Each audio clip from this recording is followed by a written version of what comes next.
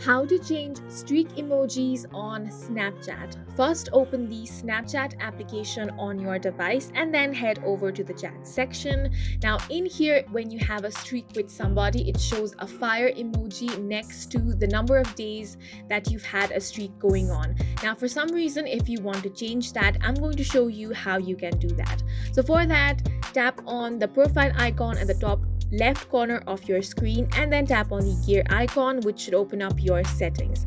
Over here, you want to scroll down until you find the option of customize emojis. Over here, if you scroll down, you will find snap streak right here. So right now it is set to fire emoji. If you tap on it, here you will have the option to choose whichever emoji that you want.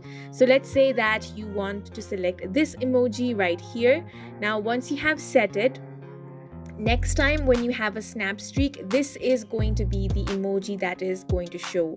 So in this way, you can change the streak emojis on Snapchat. And that is it for this video. We hope you guys found it helpful. Please make sure to hit the like button and subscribe for more helpful tutorials.